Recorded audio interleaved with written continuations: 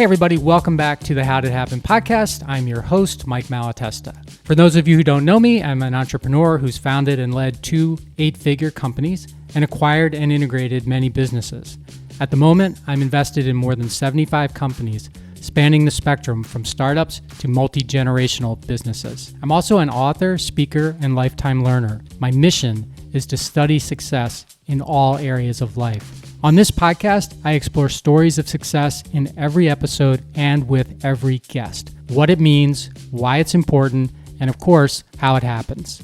Whether you're a student of success like I am, or you desire more success in your life, I want to expose you to the people, thinking, and actions that can help you achieve your goals.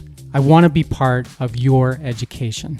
I promise you that I will always respect the time you make to listen. My goal is to not waste 1 minute of it. My job is to help you become more personally and professionally successful. Every week, I will expose you to super successful people and ideas. With every guest, I will dig deep to tease out the most impactful information, the information that you care about, and the information that you deserve. I'm grateful to have you with me today, and I'm honored that you listen, subscribe, and share my episodes with your friends. That's what makes the show grow and impact more and more people. You can subscribe, follow, and learn more about me at MikeMalatesta.com. Today, I'm fulfilling my promise to you with another amazing success story. Sarah Dusek is joining me on the podcast.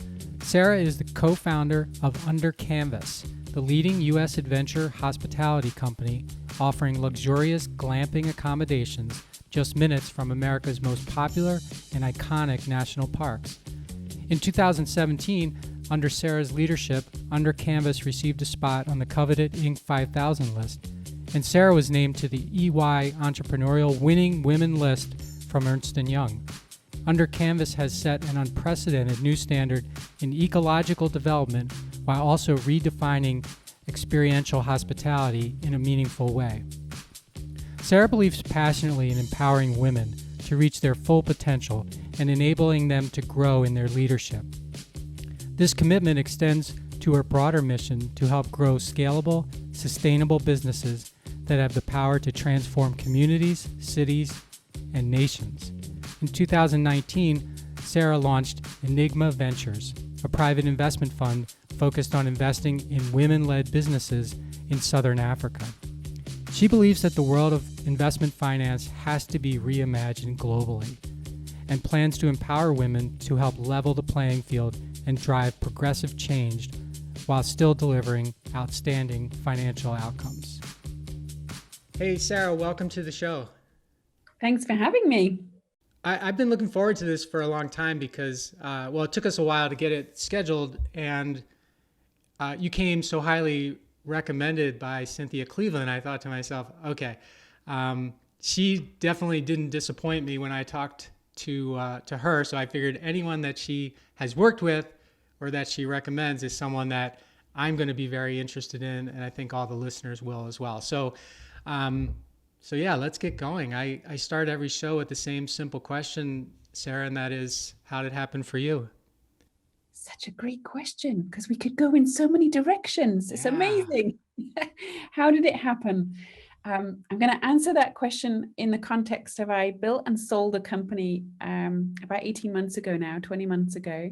I sold a company called Under Canvas, and we grew that company from nothing. I started that company with a $40,000 gift from my in-laws, and my husband and I had a dream to make the outdoors accessible and to see if we could find a way to create and preserve incredible wild places and create beautiful places to sleep out under the stars.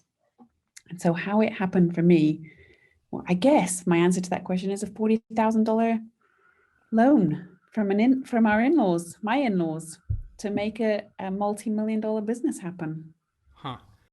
And so what was the pitch that you had? So to get your in-laws to, I mean, I know they love you and all that, but what was the pitch, the motivation? What was the plan? Well, there really was no plan. It was really desperation on our part. In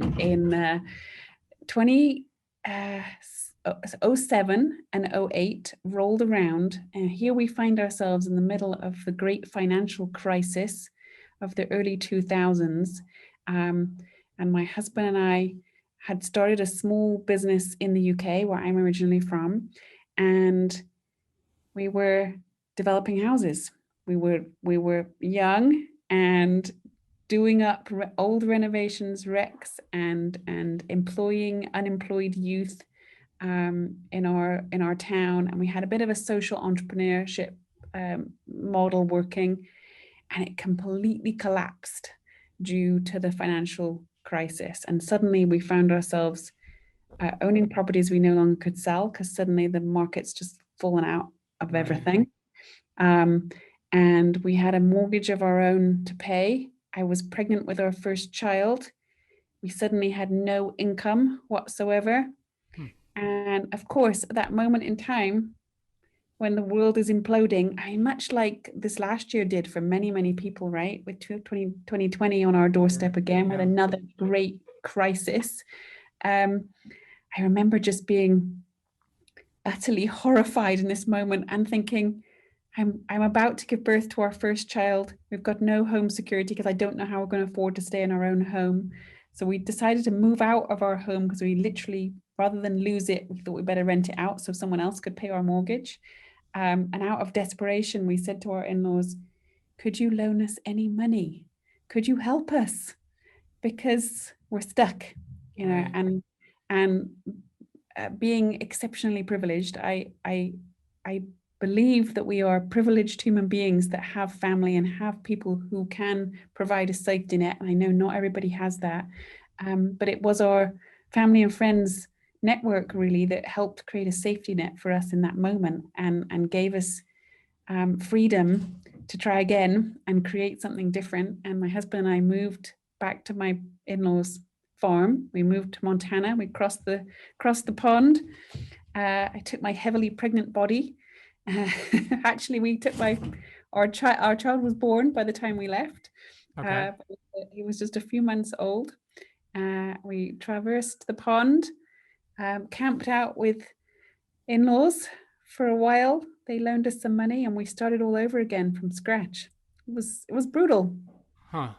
And where was the ranch in Montana? It's in the far north of Montana, very near the Canadian border, right in the middle of the prairie. Beautiful country, but wild and pretty desolate. Have you watched the show Yellowstone at all? Have you seen that? Kevin, can't stay away from a good Kevin Costner. Okay. It's like I call it the ranch mafia. It's like, is that what it was like out in Montana? Thankfully not. Yeah, that TV show is a whole lot scarier than actually the reality of Montana. Yeah, it's nothing like that. Nothing like that at all. I got into it, and I've watched all that there is to watch, but sometimes it just gets, like I say, it's like a mafia in Montana. So I was wondering how much, at least with your experience, how much real life that was. License. Okay, good. Well, I'm glad to know that your in-laws haven't taken it to that level.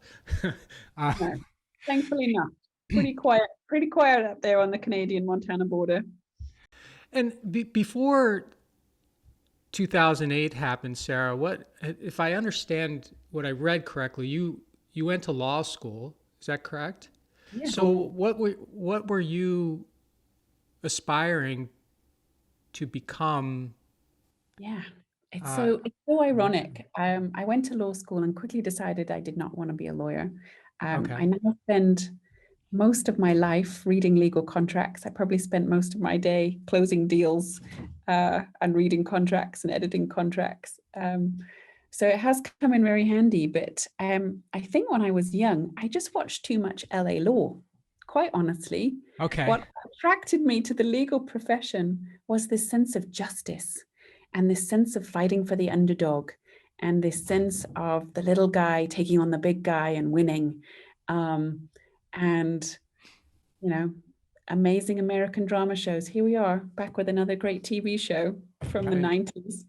There's a pattern. Okay. This is the podcast about the power of TV in our lives, folks. Yeah. Okay, so real life didn't match with what you had imagined it would be. Did you realize that when you were still in school, or were you still thinking, "Oh, I did. I did realize that while I was still in school. And much to my parents' horror at that moment in time, I then spent the next sort of 8 years of my working career working for NGOs, and mostly in foreign markets. So I first came to Africa. I moved to Zimbabwe in 1999. I spent several years in Zimbabwe and then spent the rest of my time in the Far East, based in Hong Kong and Taiwan, and traveling throughout the region, working for various nonprofits, and doing humanitarian development work. so what kind of work? Can you give us an idea of what you were actually doing and what you were accomplishing and what you were trying to accomplish? Yeah, when I was in Africa, I was a youth and schools worker and spent much of my time doing AIDS education programs. So I would train local Africans in a particular AIDS education program that would then be a program that would run in schools, and that we'd travel across the region, teaching and training in AIDS education, because that was sort of 20 years ago now. That was really the forefront of the AIDS epidemic, was just becoming well known and known to be a widespread problematic issue. And so the work I was involved in was AIDS education and youth work, primarily. And later in the Far East, I spent much of my time taking teams from one country to do projects in other countries, and working with the urban poor, and humanitarian type stuff. We worked with orphans, we worked with children, we worked with development projects, we worked with drug addicts, a whole gambit of urban and rural, actually, projects trying to create change, solve big problems. And one of the things that led me out of that work, actually, was just the huge frustration around not being able to drive enough change, not being able to solve enough big problems. And that was really what led me into business. The realization that to solve any of our big world problems, and we all know we got plenty of them, you really need innovation, and you really need a vehicle that is able to adapt, evolve, and is designed to solve the problem. And the great thing about business, and I've been in business now for almost 15 years, over 15 years, this idea that business is a vehicle that depends on, it has to be sustainable, because a business can't exist unless it's profitable. If it's not profitable long term, it will fail ultimately. Sure. So that's a very different model than a non-profit model. You've got this sense of, how do we create something that doesn't constantly rely on outside sources to fund it? And things go out of fashion really quickly, in NGO work, for example. And so business potentially is sustainable, and potentially business is this idea that a business exists to solve a problem. And so I started to explore, and I went back to school and wrote a thesis on this very idea, of, can business be a vehicle for transformation? Could business be missional? Could it be, could it redefine and help solve some of our big world problems? And could it be the best vehicle to do that? And how did you research that? I spent 2 years. I spent 2 years researching that. But at the end of that research product, the realization, I became more and more convinced this was true, that our best shot at trying to sort of overcome some of the world's biggest problems is through business, and sustainable solutions in particular. And realized, gosh, well, if that's true, I ought to test it for myself, and I ought to understand what it takes to run a business. And so that was sort of the beginning of our own journey, my own journey into getting into and exploring business. And at that time, having been somebody who loves the underdog, somebody who was a champion of the poor, champion of wanting to sort of see wrongs righted, the idea of going into business was very much like, feeling like you're going over to the dark side. It's like there's a good and evil side, and one side's the good force and the other side not so much. And business in my mind at that time was very much in that other camp, with this sense of, making money's evil, it corrupts everything, and it's this sort of dark vehicle that's, we see sharks and people, gouging other people and all the rest of it. And so it was such a mind bend for me, this idea that actually business could be a vehicle for doing good, driving transformation. Yeah, okay. Interesting, because so much of the funding comes from, I guess ultimately all of it comes from business, either directly or from tax revenue, right? Somebody's made the money, absolutely, and then you do good with it, totally. So it didn't make any logical sense, but I think I had just really positioned them as sort of two polarized extremes, and they're really not. They're not at all. Yeah, like we're on the right side, and the right side and the wrong side can't mix, sort of thing. Exactly. And that's not true. And so I started a journey to explore going into business, learning about business. We started from the ground up. And as I said, before the financial crash in 2007 and 8, my husband and I started a small social enterprise project where we were developing and renovating houses and employing unemployed youth and training them and giving them skills, plastering, painting, tiling, electrics, all sorts of different sort of practical skills, and training them to hopefully enable them to have a trade where they'd be able to get future work, etc. was the idea. And at the same time, run projects to generate profit. Yeah. And is that your husband's background? My husband's background was in disaster management, which has come very handy over these last few decades. Yeah, sure. And it'll continue, actually. Unfortunately, yes. I think that's probably true. And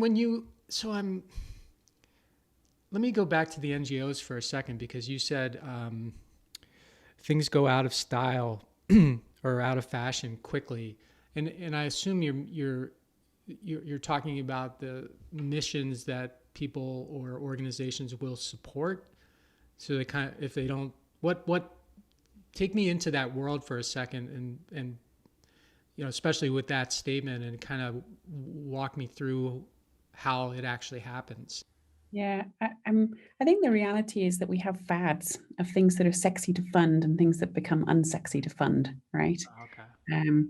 And even right now, we can see very currently and very appropriately this sense of it's suddenly become more appropriate to fund and invest in or promote women-led businesses in the US, or people of color and Black and people of Indigenous origin. Sure. There's just been a surge of, we're recognizing this is significant, it's important that we weren't doing it and we must do it. And the same thing happens in the NGO world too. We recognize there's a problem, we're going to do something about it, and it's in everyone's face and it's in the news, and we're on it for a short period of time and maybe a decade, and then maybe not a lot of progress is made, and then that thing slips off the radar, and then something else pops to the surface, and that's problematic for solving big problems, really. Yeah. There's no, you mentioned sustainability of business. There's no sustainability in a model that's dependent upon the whims of donors or the government, or, right? Yeah. I mean, it's just all trends. Exactly. Yeah. That's why business is is potentially a great vehicle, because to stay in business, you have to stay cutting edge. You have to have some competitive edge. You have to stay relevant. You have to stay in tune with your customer in order to be able to continue to drive ongoing, revenue and therefore profits. And it has to continuously evolve. And we can all think of those companies that didn't evolve, didn't catch the next wave, didn't go with the new trend, and went out of business. Yeah, there's plenty of them, right? Plenty of them. Yeah, some huge behemoth companies, even Blockbuster, we never would have imagined would have gone out of business, when they were on every corner. Kodak, another one, we never would have imagined that those, cameras and film would have just disappeared completely. Right. Companies that had the world by the, at one point, and it's just like, it can go away. Gone, exactly. Yeah. So you get into this developing houses, and I wanted to ask you about the social mission component to it, which I think is fantastic. I wonder, as you were going through it, did you ever think, oh my gosh, this is so awesome, I would never do it a different way? This is pre-financial crisis. Or were there challenges where you were like, boy, it would be nice if I would just hire someone who already knew what they were doing? Yes. I mean, there's anytime you wanted to do any social good, there's always an easier, faster way to do it without doing that. Yeah. And we see that, that's one of the great challenges business has today. And, there's a huge call from society. We're trying to hold our corporations to account more. We want them to be more responsible. We want them to lead. We want them to take action where they don't necessarily need to take action. We want them to be responsible partners in managing climate change. We want them to manage their waste. We want, but yet it's a whole lot easier not to, right? And often it's a whole lot more profitable not to. And that's juggling the balance of how do we grow companies? Do we grow companies for more than just the bottom line? Right. And I guess when I think about, that pendulum swinging from the dark side to the good side, it's very possible to live too far over here that says nothing really other matters than just making profit. And the reality is that many companies exist today with only that mentality. And I think as consumers and customers, we've got to be a voice in the mix that says that's actually not enough. It's not good enough, and it's not what's going to move the world forward. Being profit focused only is short-term thinking. And if we want our planet to exist and we want to build a better world for our children, we can't think short-termism, which is what profit-focused businesses, only profit-focused businesses will do. Right.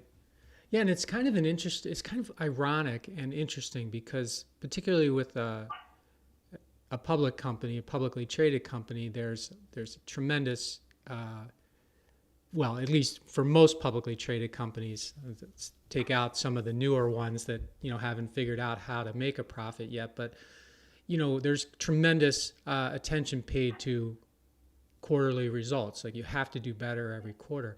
So, but the irony, I think, and I'd be interested in what you think about this, is you take the executives and even the individual shareholders sort of out of that environment, put them in their regular day-to-day home environment.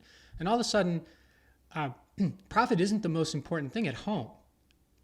No. It's kind of I don't know if it's a conundrum or a irony. I'm not sure exactly what it is. You probably have a better word for it, but it's kind of like everybody, if you take them out of the work environment and put them in their home environment, there's a lot of things that matter a lot more than money. Yeah, absolutely. But in business, I've always been trained money is the most important thing. And not only that, I get punished when it's not, or when it doesn't work out. Which is why we've got to instill a stronger sense of multiple stakeholder, and ideally companies that are on the stock exchange should be valued according to multiple bottom lines, not just the profit bottom line. Okay. They should be holding account to this sense of impact, a sense of ESG, as and multiple stakeholders at the table, not just shareholders, because you've got employees as stakeholders, and customers as stakeholders, the planet as a stakeholder, and how are you actually doing on managing all of those things, not just profitability. And I think if we started to think and value companies according to multiple factors and not just one, we would start to see huge improvement and huge impact, because at the moment we're reliant on companies to voluntarily make these kind of commitments. And there are a handful of amazing companies that have made incredible commitments. Right. And often they're privately owned companies who can make those decisions about what their bottom line therefore looks like. But we've probably got to see that as more mainstream again, rather than niche, which it currently definitely is. And how do we recognize, gosh, if this vehicle is utilized to its fullest potential, what could happen in the world could be extraordinary. Sure. Yeah, it's just, and it is, I think it is happening slowly. Definitely. There's a tremendous gravitational force of inertia to overcome. I mean, it's kind of like being trained forever that the color blue is actually blue, and then someone tells you, no, it's not blue, it's actually red and blue. And you're like, nope, it's blue. It's just tough. It's tough. It's hard and it's slow, and that's, and there is a trend and an enthusiasm at the moment for moving in this direction, and we probably need to do more to make that a reality and make it easier for companies to make those kind of choices for the good of everyone. Right. Okay, so your business, the construction business or home development business gets crushed by the financial crisis. Your in-laws, help you out. You with your newborn child, your husband, your newborn child, you moved to Northwest Montana. And I can't help but be thinking, why would going back into business be something that's even on your radar after going through that experience? Right? I know. And certainly everybody said to us, everyone, I can't think of anyone actually who said to us, yeah, this is a great idea. Good on you.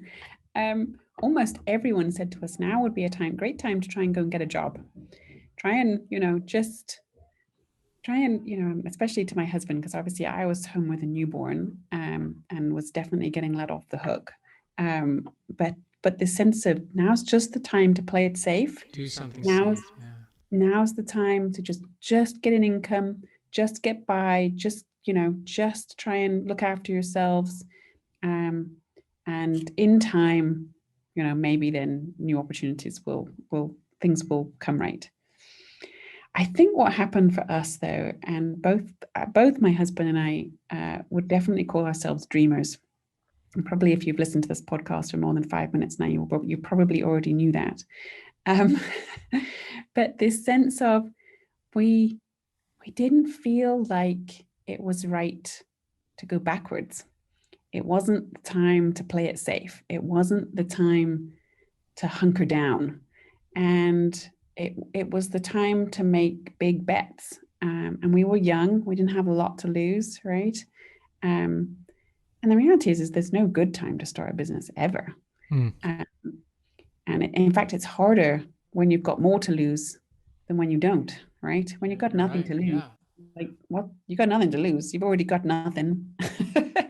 You can't go much further, so there's not far to fall. So you might as well take big shots and make big risks at that moment. And right. that was really what we decided to do. We decided to continue sort of focusing on living our dreams than selling ourselves short with, just going after something to buy time, because that's what that would have been. Right. And so we made a big choice, and we made a choice for our family, of what we wanted our lives to be like, and how we were going to navigate ourselves in rough waters. And we rolled our sleeves up and started all over again, which was hard. Definitely was hard, but I also think it would have been hard to try and find a job at that time anyway. They were tough economic times. They were really tough economic times. And so, we made the decision on the basis of what's right for our family in this moment, and what feels like moving forward for us rather than moving sideways or backwards. And your in-laws were supportive, obviously. But what? So talk to me about the inspiration. What for Under Canvas, like different than what you were doing?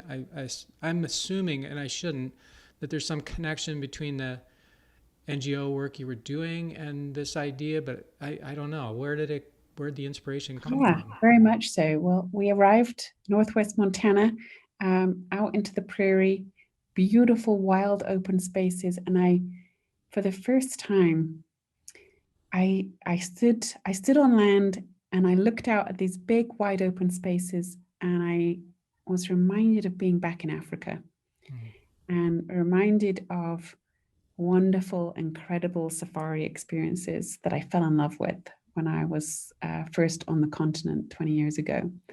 And I must have said to Jake at some point in time, gosh, this looks like, the wild open savannas of Africa, the big plains of Africa, which really sparked an idea, which was, okay, how could we earn a living? My parents are in-laws are farmers. How could we earn a living off the land? How could we create a bridge and not farm, but utilize what we have in our hands and try and build something new from scratch? How could we create a lifestyle for ourselves? So we were thinking really small, but thinking about, could we develop differently? Because obviously we'd been in the development game, right, with renovating and building houses. It was like, could we build differently? We'd looked at it from a social entrepreneurship space, and now we were starting to look at it from a very sort of environmental space, and we started to talk about this idea of, could we allow people to come out here and enjoy these wild and amazing places? But how do you develop when you don't want to damage what's already there? How do you create access for people to come and stay and enjoy and experience, but not actually ruin the very thing that you want them to experience? And of course, right, most development generally tears everything down from, you bulldoze everything, you dig it all up, you landscape it, you manicure it, you make it beautiful, you water it a lot, all this kind of stuff. Yeah. And it's like, how try to make it look like it belongs. Exactly. Try and make it look like somewhere else. Yeah. But we were like, how do you do development, but with still making it feel like it's wild, and still, maybe if you removed the structures, that it could look exactly like it did before without changing very much at all. Okay. So it started a new ecological journey for us, which was really starting to think about development in a completely different way. Starting to think about building a profitable business model in a completely new way that hadn't been done before. And so we nurtured this really small idea to recreate the safari experience, which I already had experienced and loved in Africa, and nurtured the idea of, how do we do that here? Could this work here? Is there something that would make sense? And so we started one of the first glamping companies in the US. This was back in 2009. Was that a word at the time, by the way? Was glamping a word? It wasn't really. Did you invent it? Because I don't think it's been 5 years from the first time I heard the word, which means I'm late to the party. But what were you calling it originally? Luxury camping is what Luxury we were camping. Okay. calling it. And I think actually glamping was probably a British word. Okay. Um, I have no idea where it came from. It definitely didn't originate with me. I definitely cannot take claim of that.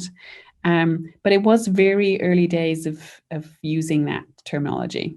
Um, and we were probably one of two or three glamping locations in the US at that time. And we all kind of started about the same kind of time with experimenting with this idea of creating unique accommodations, tented accommodations out in wilderness type locations.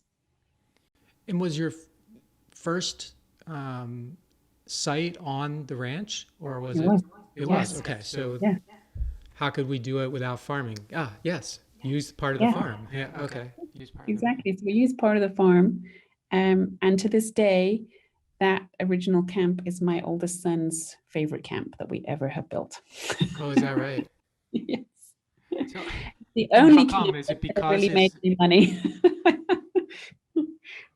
Is it because it's on his grandparents' property, or is there some other reason? Yeah. I'm Okay. sure there's sentimental reasons to it, and it's very isolated. And my oldest child is a huge introvert, and he loves being out there where no one else is. So Ah, yes. it's uh, it's a great spot, but it was not a profitable business. So what we started there, um, we created a very small, unique upscale camp there, which gradually we evolved, adapted, moved, and recreated what has become our largest business model that exists today.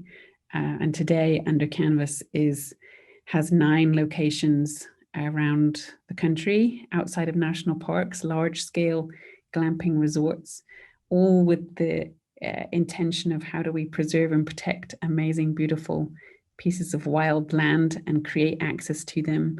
How do we develop ecologically? And today, Under Canvas uses about a tenth of the water that a similar sized hotel uses. It makes a minimal impact on the land. Its footprint is very light. Um, the environmental impact of what we build is so minimal.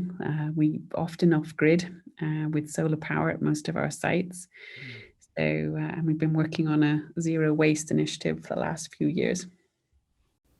And how did you go from, I'll call the one on the ranch a concept. How did you go from a concept that wasn't profitable to a concept that became profitable and was able to grow? Because this doesn't sound like, and nothing's easy. This sounds difficult actually, because I'm thinking to myself, securing the land, all that, but even trying to permit something like this is strange for most permitters, right? They're like, well, wait a second, it's not a building, it's not a tent, just a tent, it's kind of. So how did you guys do that? Yes. We probably wrote most of the country, inadvertently, probably have written most of the country's regulations around glamping because of the developments that we ended up doing. So The we lawyer ended up part sort of of it. Here comes the lawyer. pioneering what the regulations should look like. Because when we went to local authorities to get things permitted, we ended up working with them to help them figure out how to permit it in the first place because they never done it before. Um, and so some of those situations were painful and challenging and long and frustrating, and some were amazing and went super fast. But yeah, this is the struggle when you pioneer anything, is you have to write the rule book so that other people can come behind you, or you make a path where there is no path. And that was very much the journey with Under Canvas, for sure. And honestly is the work that I'm doing now also, in that we're still pioneering and we're still trying to create roads where there are no roads. Um, it's hard. Yeah. And I think I read that was it your first site on the farm that got basically destroyed by a storm and you had to, it It just, was actually worse than that. It was our first proper camp at Yellowstone National Park. oh, okay. So our first real camp outside of a national park. In our first year of operation there, and we still hadn't really figured out how to do everything properly yet. And we were still trying to sort of make the rules up as we went along. And we had a huge storm come through one evening at that camp, and it literally flattened the camp to almost nothing. And I remember just thinking, we're done. Here we are again.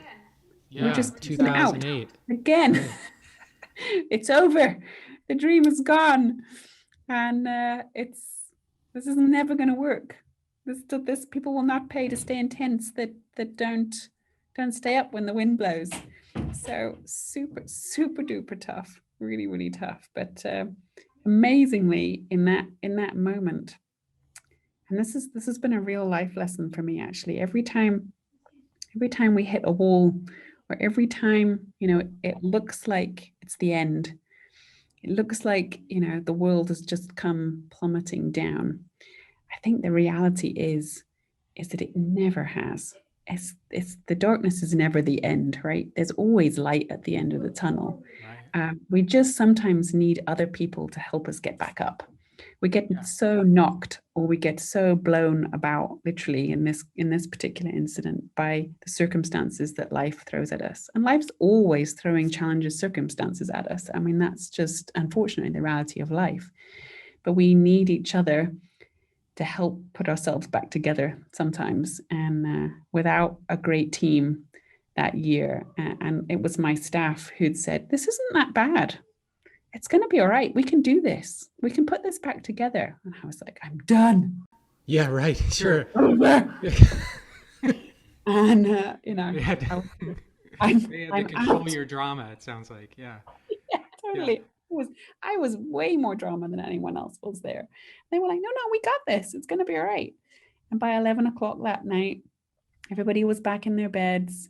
Our neighbors all rallied, who were the neighboring businesses all around us, came, helped us mop out tents, help put things back together, get clean bedding for everybody.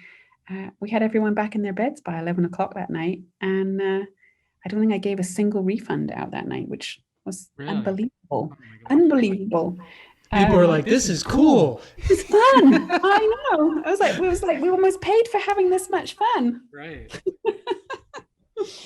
But yeah, I mean, an extraordinary example of how other people's spirit can carry us along sometimes. Right. When we reach the end of ourselves and we reach rock bottom, and then we realize, we think it's the end, but it's not the end.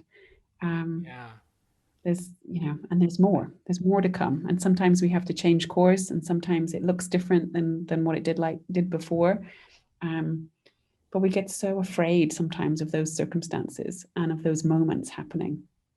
Yeah, in fact, I was just going to say, a friend of mine just messaged me last week, and I was complaining to her about I'm out trying to raise money for our new business now. We've got a venture fund investing in women-led businesses in Africa. And I was complaining to her about how hard it was to raise money in this climate, how hard it was as a first-time fund manager to raise capital, right. And to get people to buy into the vision I have to invest in African entrepreneurs. And she wrote back and she just said to me, you're just at that point in your story when the storm has come through and it's flattened everything and it looks like the end of the road. But you know what? It's definitely not. It's definitely, you will come back. You will find a way. You will manage to overcome. It just looks like that right now. And sometimes some of us just need to remember, it just looks like this right now. It isn't the end if we don't choose to let it be. I think about it like when you were talking about that, I think like darkness is the education that comes from things you didn't anticipate happening. It's not the end. It's just, it's like it's like taking a shot to the head in a boxing match. It kind of, you see stars for a little bit, right? And then it's like, oh wait, there's still the rest of the fight here. I got to get back. So yeah, I'm not going to let that happen to me again. Wasn't expecting that. Now I know. And now I know, exactly. I mean, now we know how to enable tents to stay up through 100-mile-an-hour winds. Now we know. All those things are just they're learning experiences. They just happen to be painful, and that's I think that's one of my key learnings of driving a business, creating success, however we deem success. Right. But it's that sense of can you stay in the arena long enough? Can you take a few beats to the head and still keep going? And can you keep getting up after you get knocked down? Because if you can, because that's really how you win boxing matches, right? It's you stay up the longest. Is right. Can you stay up longer than anyone else? Can you be more resilient? Can you overcome huge obstacles? Can you handle big challenges? And those who can thrive. Right. What in 2019 you sold the business, or most of the business? I don't know exactly, but you're obviously onto this new path, which I really want to spend some time on. But you built this great company in a new sort of risingly interesting niche, I guess I'd call it. And what made you want to do something else, or what was the motivation or what happened, I guess? What came along? Great question. Well, being true to myself, have more dreams. Have more dreams and have more visions and have more goals. And so we sold a large chunk of the company at the end of 2018. But I'm still very committed to Under Canvas. I still sit on the board, still very passionate about the business. And I'm still a minority owner now, not a majority owner anymore, but still huge advocate for the business. So passionate about it. And I always will be. But I think one of the things that sort of triggered that is we needed to raise more capital for the company anyway. In order to continue to grow, we had to put more capital into the company.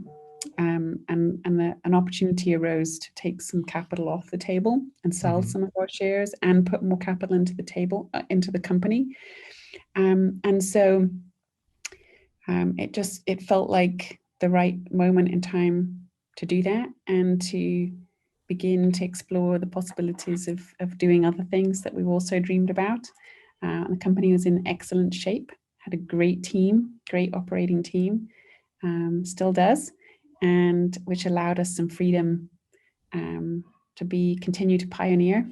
And the struggle for entrepreneurs often is the need to pioneer and the need to keep doing shiny and new is very real, and that can be hard when a business is in not necessarily maintenance mode, but repeat or doing more of the same. And so Jake and I, my husband, started to explore the possibility of launching a venture fund. Not just any venture fund. I mean, you so before I get in, any venture fund, correct? Not just any venture fund. So I want to get into that. One final question though is, on your last day of work, full-time work at Under Canvas, leadership work, what can you tell me what that was like for you? I bawled my eyes out. Yeah. It was an absolute emotional wreck. My last full working day as CEO of the company, we had our annual staff retreat, which I spoke with the whole company, and I shared my onward vision for them going forward, for my heart and soul, for my desires for the company to continue to keep them on track, going where they should go, doing what they should do, doing things the way we believe they should do them. And so I spent the whole day with our team. We had a big celebratory party that evening. But it was a very, very emotional, difficult day. And it actually took me many, many, many months to recover emotionally from the loss, actually, the huge loss of no longer being involved in the day-to-day operations of the company, which was been a huge part of my life. I'd spent almost 10 years at the helm of Under Canvas. And so I'm a hugely passionate person, and I don't ever do anything by halves. And so I'm always very emotionally involved in everything that I'm doing. So when it comes time to extradite yourself, it's very tough, very, very tough. So I probably spent most of my 2020 grieving the loss of my day-to-day life with Under Canvas. Thankful for a pandemic resilient, strong business. But yeah, really hard to let go of something that you've built from scratch and are not going to be involved in its day-to-day decisions anymore. Right. Super hard. It's a really weird dynamic because you're sort of, you got what you wanted. In other words, you built value in the business and someone recognized the value and was willing to pay for it. So you got what you wanted, but you also lost what you had, sort of. Yes, it's the most ironic sense of loss that there is, because and people did find it very difficult to sort of relate to, and I found it very difficult to even comprehend. Really, it's like, how can you be sad when you achieved what you set out to do, which was generate some liquidity, build something that was great, create a household name? Could you not be any more proud? And I was like, well, I am very proud. I just lost it all at the same time. And I think that's one of the hard things about building businesses to sell. It's like saying I'm going to put one of my children up for sale. It's an enormous wrench, because this baby that you've literally birthed, and has been as painful as raising children often is suddenly grown up and it's leaving home. And you get to see it on the weekends occasionally, or they come home for the holidays, but it's not the same anymore. And it's a definite wrench. And I think it was something I wasn't expecting either, and I wasn't anticipating. I didn't anticipate all the things that would happen and go down the way they did. And I think if someone had told me this is what is likely to happen, or this is what you will experience, or this is how often happens to founders who sell companies, it might have been helpful to have understood the journey a little bit better. But it definitely was a shock. It was a shock. Yeah, it's almost like maybe I need a little therapy a couple of months beforehand here to get myself ready for what this is going to be like, because nobody's equipped. There's no school for that. There's really, you're just not equipped. You can't study it like you did business, impacting NGOs. You can't. Yeah, you can't. And obviously every business is different and every leader is different. But I think I've known multiple people now who've grown their businesses from scratch and sold them, and found the transition exceptionally painful and exceptionally difficult. And it's very hard to hand over your baby to someone else who doesn't necessarily want to manage or treat your baby the way you would treat your baby. So it's a tough deal, and it's super hard to navigate. And also all your relationships, all your friendships, and your co-working, my whole life for a decade was tied up with Under Canvas. And so, and suddenly you lose your day-to-day connections with everyone as well. And that makes it hard. And it's not just, as I'm listening to you, I'm thinking, well, it's not just handing over your baby, the business, your baby, but you're also, people that you're very close to have helped you build this thing. You're actually, they're being adopted. Yes, by totally. someone You didn't necessarily want them adopted. Well, exactly. Yeah, they don't have a choice. It's kind of a No, exactly. That's another ironic part of the journey, really. yeah. It's an extraordinary journey. And the reality is in order to keep creating and keep pioneering, you do have to, at some point, leave what you've started in order to be able to do more new things. It's not possible otherwise. But it doesn't mean it's exceptionally hard and exceptionally difficult to do. Right. So speaking of hard and dreams, you sell the business, you get through this period, and you're probably not I'm not over mine. I sold it 5 years ago, and I still think about it sometimes, in ways that I should be over, I think. So you're probably still feeling that from time to time, but yet, I don't know that it's a bit like losing somebody though, isn't it? I don't know that it's yeah, ever something you really get over. you're I right. think you just get You're used to used to. it. Yeah. Okay. Exactly, but Good it's not point. like it stops. A bit like normal grief when you lose somebody you love. It's not like you stop grieving. Your grieving just changes over time, and it's not as intense or as painful over time. But you still miss them, and you still love them, and it's maybe that seems a bit dramatic with a business, but um, certainly my own reality with letting go of a company and people that I love dearly. So how did you determine, what your next dream was going to be and where you were going to go to accomplish it? I mean, you moved to Africa to do it. I'm were Yeah, I mean, you kind of like, yeah, I mean, you had ties there, but I'm thinking to myself, okay, you build this business in the US, people know you, you've got a reputation, you've sold the business successfully. If you're going to start a venture fund, you start it where you know people, right? But no, your path is different. How come? Yeah, I mean the investor phenomenon for me was born out of a sense of um, honestly anger, um, which is maybe a terrible thing to say out loud, but I found the venture capital private equity industry in the US made me angry.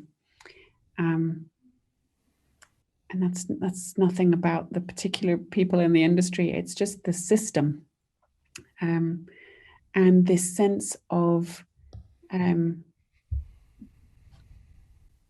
that again, this dark side, light side sort of mentality of the way deals were done, the way generally very few women, if any, were ever in the room. Um, Things that are deemed to be acceptable terms that necessarily aren't very equitable, and this frustration over, gosh, entrepreneurs are the real value creators. There are no other people on the planet that create value from nothing. Right. Entrepreneurs are the only people who do that in the world. You build something from scratch, you create jobs, you build economic systems that out of nothing. And I just never felt like that was really appreciated or understood. And yes, dollars change hands, but usually at quite high cost, right? And the way deals go down never necessarily feels particularly fair. Certainly to me, it felt challenging being Okay. the little person at the table, always. Um, and my own sense of just, gosh, so few women ever get funding. One, I was definitely a very, very fortunate minority of women to have ever attracted serious amounts of capital into their business. And I was like, gosh, that's so wrong. It grieved me intensely. And when you look at the stats today, even, I mean, last year we went back about 30 women went back about 30 years in time in terms of equality, in terms of slipping, in terms of what we'd achieved and where we'd got to. And then of course the pandemic knocked us for six in so many ways. And today, even like we're less than 2% of all venture capital in the world is going to women-led founders. It's such a ridiculous small percentage for really no good reason, right? Other than that, it's not that women aren't capable. It's not that we don't make great judgments and we don't build great businesses and that we don't aren't sophisticated enough, or it's often that we're not networked enough. We don't look like the people who are holding the keys. We didn't necessarily go to the right schools or be in the right club, and most deals get done today, because you knew someone who could make an introduction for you, and you could get in front of the right person, or you could access the gatekeepers, and you knew how to present the right kind of information to the right gatekeeper, talk the same language, get a playbook, and have a playbook. Exactly.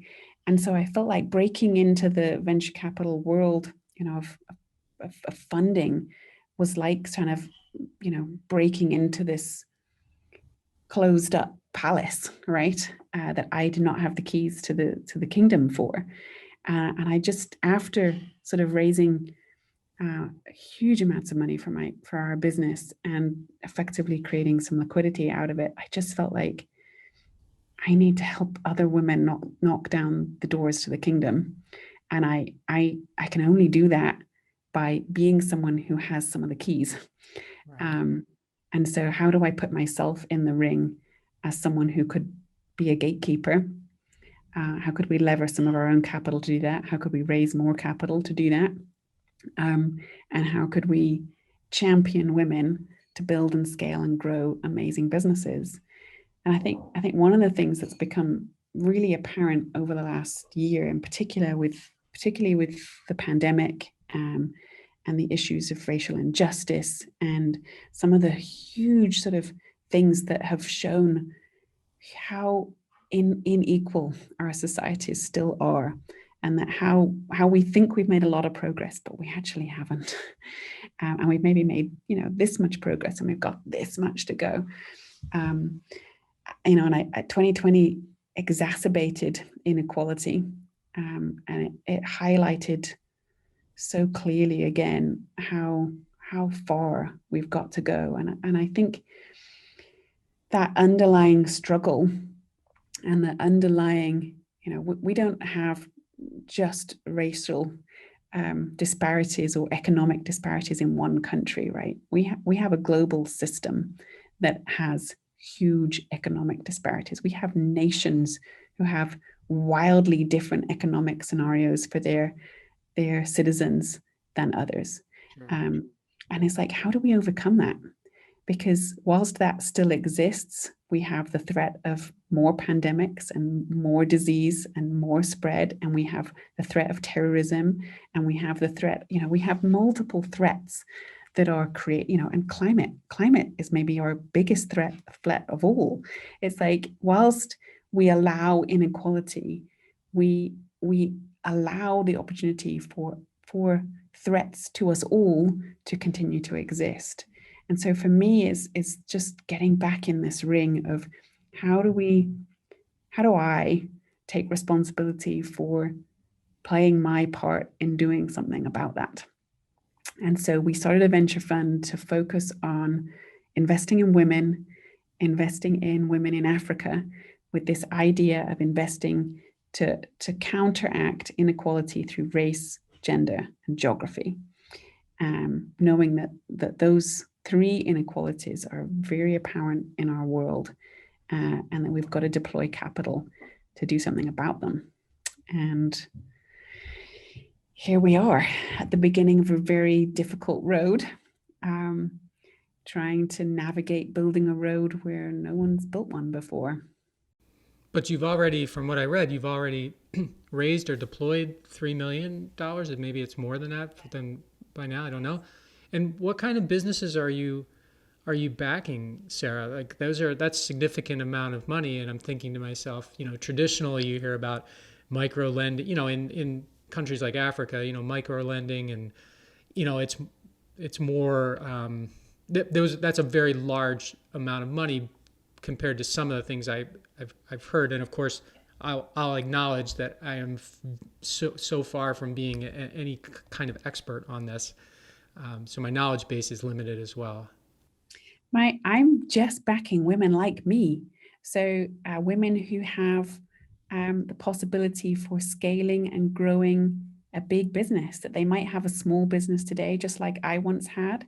But my whole ammo is how can I be the angel that I didn't have?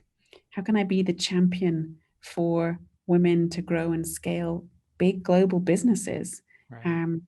that could, take on some giants, and they may be small today, but have huge potential to be, some of the next corporates of the next generation, for example. So, yeah, we're not playing in the micro space. We're playing in the macro space. Serious. Yeah. And looking at all sorts of sectors and all sorts of businesses. The common theme being they're women led, and they have the potential to be something really quite big and really quite special. So I'm thinking that I know you've written about and you've talked about the challenges of raising a fund, which is always hard to raise your first fund. Harder with a fund with a newish type focus in a country. It's you basically layered on all. Yeah. You laid on you wrote in one of your things on Forbes Business Council that your dreams have to scare you, and if I'm being perfectly honest, I'm scared witless. Is what you said about what you're doing, and I kind of applaud you for that. But you are doing something that is very, very different. I imagine the demand is like people want to talk to you, entrepreneurs want to talk to you because. Yeah, well, I looked at over 4,000 businesses last year of women 4,000? seeking capital. 4,000. Oh my goodness. I funded 10. And many, many more have huge potential than I was able to fund last year. And so there is so little capital being deployed on the continent, on the African continent. And I think last year, well, I'm not sure what the 2020 stats were because I think they got messed up because of COVID, but 2019 stats were something like about $1 billion was deployed across the whole continent. And just 16 countries make up the population of America. And there are 55 nations in Africa. And so just $1 billion deployed in venture, and it was less in 2020.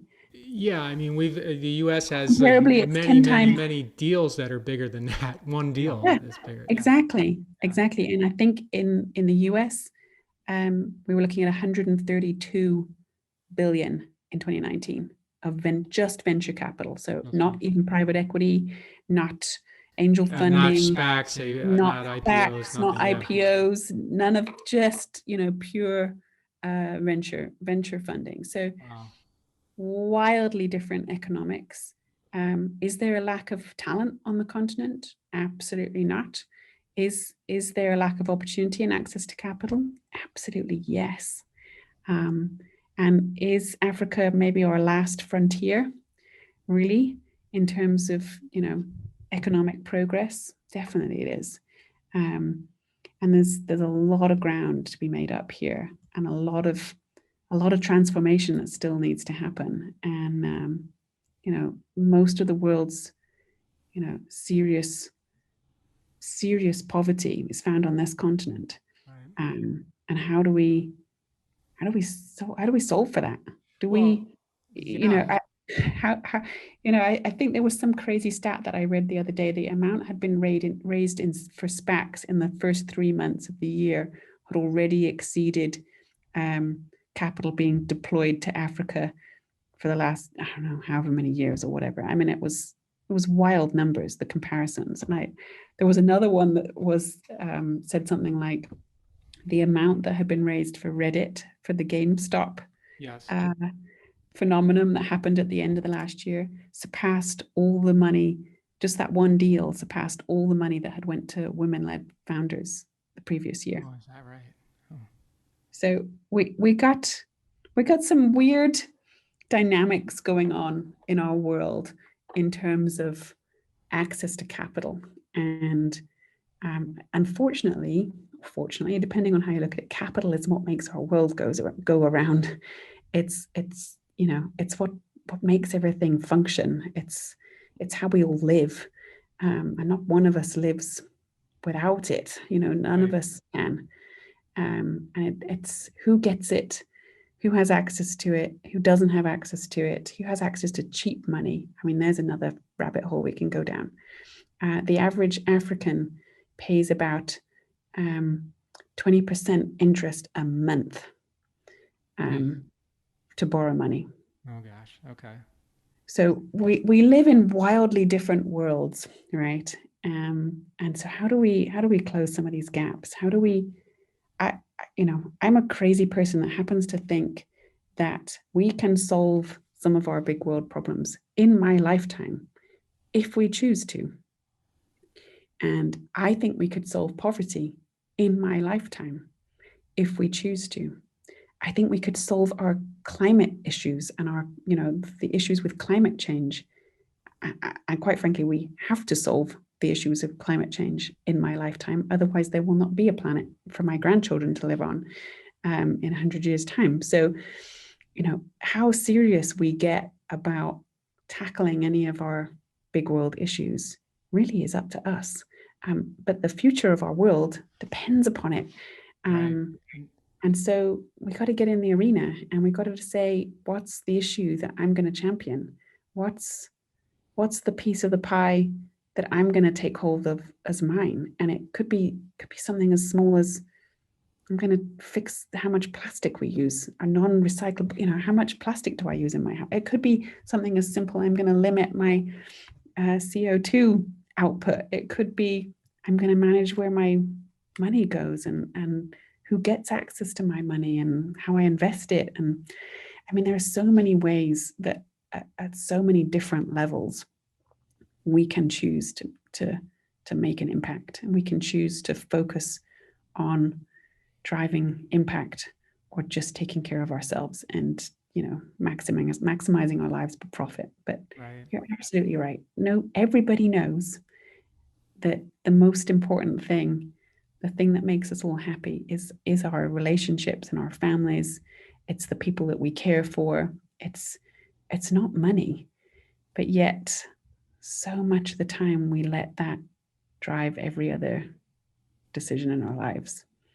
And it will derail us. Ultimately, it will be the thing that derails our whole world. And as we can see, it's, there are so many things that are already really quite badly derailed. And it's like, how do we fix them? How do we do something about that? And so that is why I'm in this particular arena, championing women of color, championing women on the African continent, as the true underdogs in our world, and championing them to win. So how do people learn more about the work you're doing and connect with you and, participate? What do you want people to do? You can hop on over to our website, which is enygmaventures.com. And that's Enygma spelt with a Y instead of an I. And you can reach us there. You can reach out to me direct through our website. If you want any more information about the work we're doing, our fundraise, or anything about the things that we care about, I'd be happy to share more and happy to talk more. Why the why in Enygma? Why the why? Great question. Well, enigmas are mysterious. Yes. And the why really has always been why we do anything. Our why is always so fundamental to, it's why we built Under Canvas, it's why I'm building Enygma, and it seemed appropriate that we have a why in the middle of our name. Okay, I like it. Yeah, I like it. I hadn't thought of that, so you got me. So really good.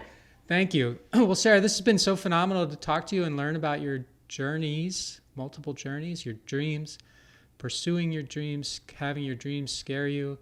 And And also looking at an opportunity and having a desire to solve a problem. And that's what entrepreneurs do. And I'm really excited about the future for you. I'm certainly excited about the past, but I'm really excited about the future as well. And you're just, so open and willing to talk about your experiences. It's been a lot of fun getting to know you. You too. Thanks so much, Mike. Thanks for listening to this episode of the How'd It Happen podcast, where we believe that success doesn't happen unless you make it happen. You can subscribe to the podcast on Apple Podcasts, Google Podcasts, Stitcher, or wherever you like to listen. And while you're there, please rate it and leave a comment as well. I'd love to hear your thoughts about the show, ideas for future guests, or whatever you'd like to share. And of course, you can always find me at mikemalatesta.com. See you next time. Thanks again for listening to the How'd It Happen podcast.